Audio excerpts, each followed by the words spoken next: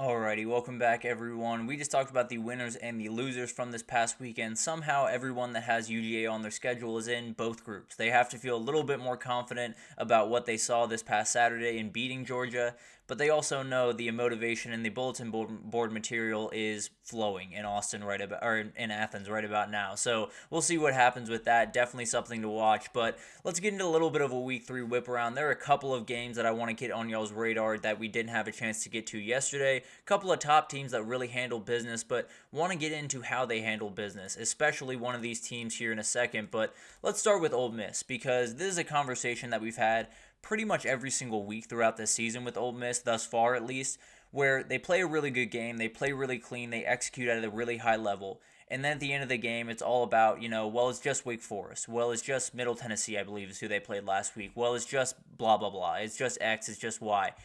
The reality is executing at this high of a level is a big deal. The reality is when you can walk into a place like Wake Forest, I know that's not the greatest team in the world. I know they aren't going to compete for the ACC or anything crazy.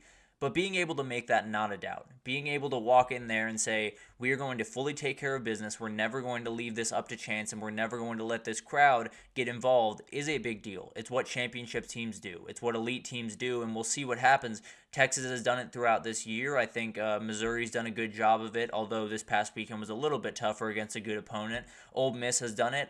Tennessee has done it. There have been a number of teams that have just executed at a really high level. Maybe they don't have the biggest win in the world. Ole Miss probably the main among these groups, but maybe they don't have the biggest win in the world. They're executing at a ridiculously high level right now. So I'm having a hard time knocking them for winning games. But then you have Georgia Southern this weekend, then you have Kentucky, and then on the October 5th and 12th, you have South Carolina, and then you have at LSU. Got to make sure you get those two. If you get those two, then you're off running and likely one of those teams that is looking at the SEC title as a very, very real possibility. And then you had Notre Dame take Purdue to the woodshed in this game. And now I would be very, very happy about this Notre Dame win. I would feel very good about what Notre Dame is going forward. Thing is, they didn't really change much. They just did better at what they usually do, which is run the ball. They ran the ball for 364 yards on the ground, held Purdue to 38 yards rushing, just total domination from this team. I'm still a little bit worried about this team going forward. I'm still worried about their ability to make something happen in the pass game, at least enough to win those big time games, but a huge bounce back performance nonetheless, and something that I think Notre Dame fans badly needed to see. So at least they're back on the right track. We'll see what happens from here, but as of right now, I think I'm pretty much where I was a couple of weeks ago with Notre Dame.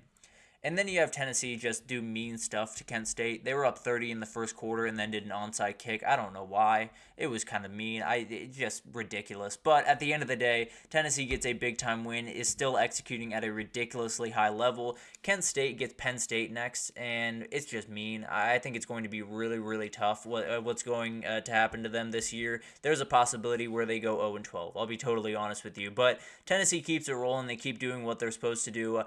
A little bit of showboating at some points throughout this game, but can't necessarily get too mad at that. Then you had Miami take care of business against Ball State. I think this is what it's about, right? It's about handling business, moving on to USF, and making sure you're ready for that game. Cam Ward continued to be Cam Ward. 19 for 28, 346, 5 touchdowns. Was absolutely incredible, and now he gets into the thick of the season. You get into USF this upcoming weekend, then you got the ACC coming up. So a lot more ahead of Miami, a lot more than they probably need to just continue to play at this level. Frankly, this is probably good enough to win the ACC, but I do think it's going to be interesting to watch this team go through the ACC with Cam Ward as their quarterback for the first time in the ACC. It'll be fascinating to see how they kind of develop throughout the season, but everything's rolling right now for the Hurricanes.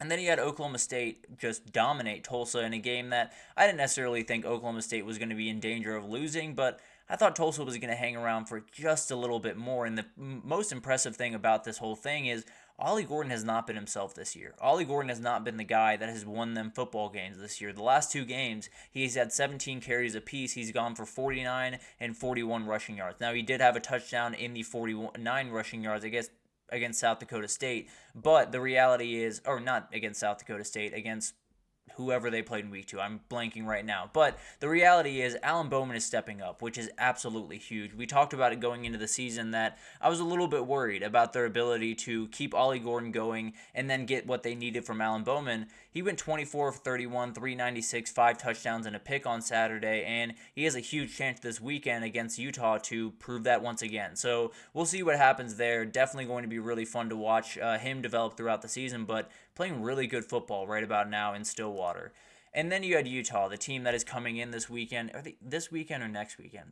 I'll have to check that. But one of these weekends, they are coming in to play you, and it's going to be really fun to watch. Now, Cam Rising did not play in this game. Definitely going to be something to watch going into next week, and hopefully he's back because, frankly, I think they need him. They were down 14-3 in this game, scored 25 straight points, went on to outscore them 35-7 in the final, 2 and some change quarters of this game. But the reality is they started slow on offense, and they cannot do that against Oklahoma State. They can't do that against a ton of different Big 12 teams. So badly need Cam Rising back. It was great to see Isaac Wilson play, and he seemed very, very confident, seems to be throwing the ball around, and I think gave Utah fans plenty to be excited about for the future. But as of right now, you're going to need Cam Rising to win those big-time games, including that one in Stillwater here pretty soon.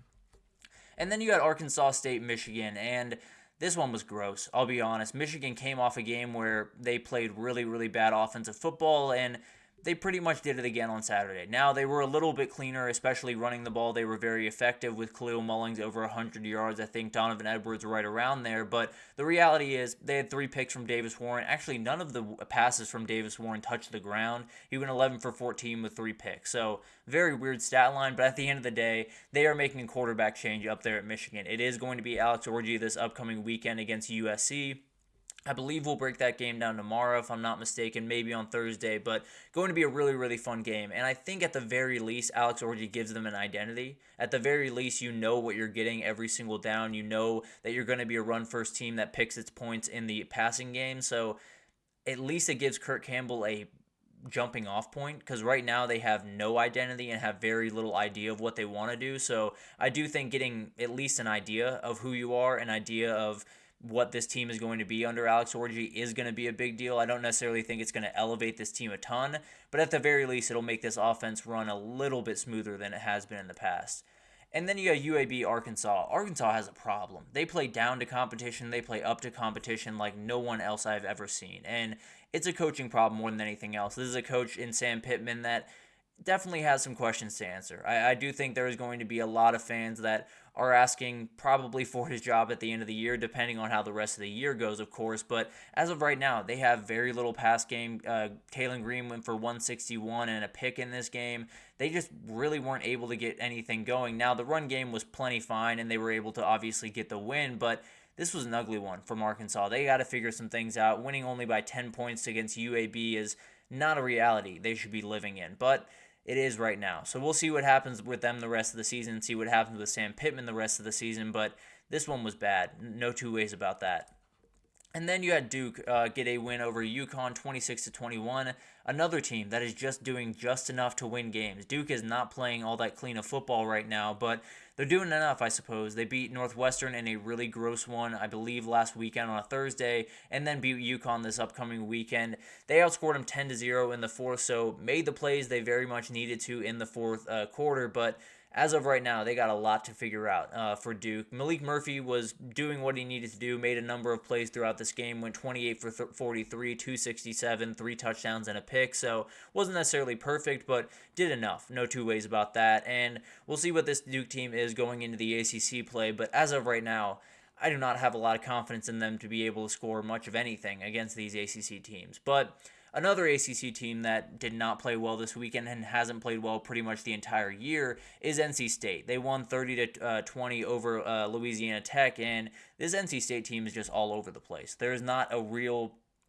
discernible identity on offense. There's not a rhythm by any means. It sounds like Grayson McCall likely will not be the quarterback going forward.